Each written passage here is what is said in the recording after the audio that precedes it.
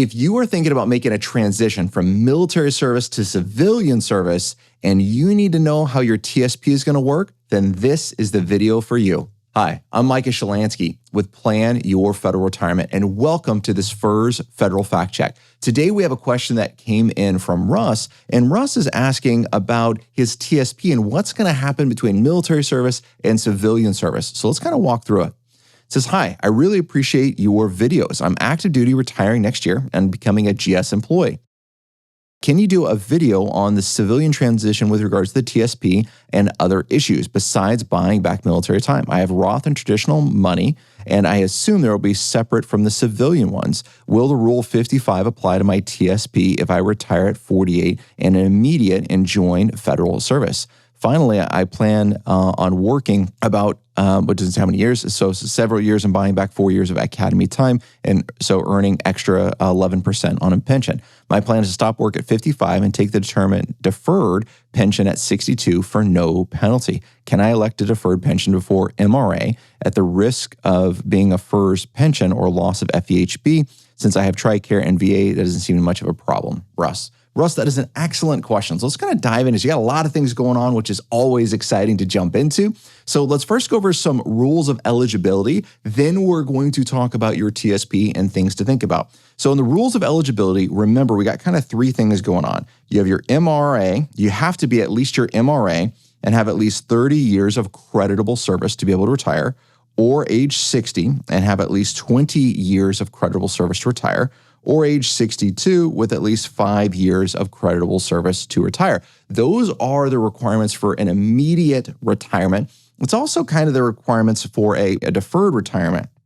You do have MRA and 10 years of federal service, and that is an early retirement that's going to come with a penalty or potentially a postponed retirement. So let's kind of walk through your situation right here. So let's say that you're 48 years young, you're going to retire and you want to stop work at 54 years, right? So we're going to have 6 years of time right there of civilian service. So you're going to have 6 years of civilian time, and you're going to buy back 4 years of academy time. Brilliant to buy that back. You already know it doesn't count towards your military pension. Might as well buy it back, and you weren't paid squat during the academy, so the purchase price on that is really low. And I know you said not a military buyback, but I just can't resist it, Russ. Make sure you're buying that back within the first 3 years, first really 2 years of your when you start working. Then it'll be no interest on buying back that military time.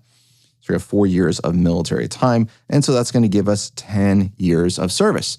Great. Well, once you have 5 years inside boots on the ground time of civilian service, you're vested in the retirement system, which is great. Then the question is, which tier are you going to qualify for? Well, if you want to stop working at 54 years young, right? Well, okay, we go back up and look in our chart and says, okay, well, really, we're not hitting our MRA. We don't have 20 years, so we're really at that 5. So you are correct in doing a deferred retirement. So if you stop working at 54, you would be deferring your retirement until you are 62 years young. So something to think about, though, is that TSP requirement is that age 55 requirement, right? So you're going to have two types of military and civilian TSP accounts. So you're going to have a TSP account for your traditional and your Roth, and also for your civilian, you're going to have a TSP account for your traditional and your Roth. So those will be two separate accounts. You're going to get two separate account statements.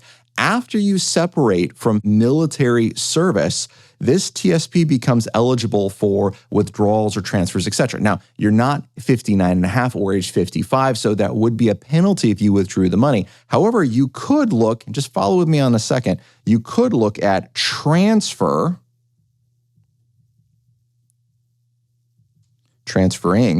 this to an IRA account or a Roth IRA account. Well, why would you want to do that? Well, it's a great question. There's pros and cons whenever we're looking at the TSP, leaving it in or taking it out. But one of the things I like about it, if you moved over into kind of these two different buckets right here, is that you might be able to do Roth conversions. We can't do that inside of the TSP, but if you have traditional money inside, you might want to pull that out of the TSP and do Roth conversions with that money. Might be something to think about, may or may not be appropriate, but I wanted to mention it. Now, this other account over here, if you separate on your civilian account, if you separate at 54, you cannot access this money until you are 59 and a half. You have to separate not at 54, but at 55 years young. And if you separate at 55 years young, you could then access this bucket of your money. I do not believe you can access your military TSP because you didn't separate from this account while over. But one of the things you can always do is if you have money in an IRA is, again, you can use that transfer word and you could transfer money from an IRA account back into your TSP. So let's say I needed money from a traditional IRA and I wanted to stick it in my TSP because I was going to retire at 55. I would just simply transfer that money into my civilian TSP account. I'm then 55. I then separate. I could then use that money at 55 in order without a 10% penalty. So you got a lot of really good options here to think about. So know and understand these. Russ, for your situation, I'd really recommend a retirement income timeline. Like map out that next 10 years, especially to 59 and a half, so maybe a little bit longer than that, but or at least that 10-year period in time about where's your money going to come from, right? You stop working at 54, stop working at 55. What does that look like? How much do we need? How much do we need to leave in the civilian TSP account if you stopped at 55 that you could access during this period in time?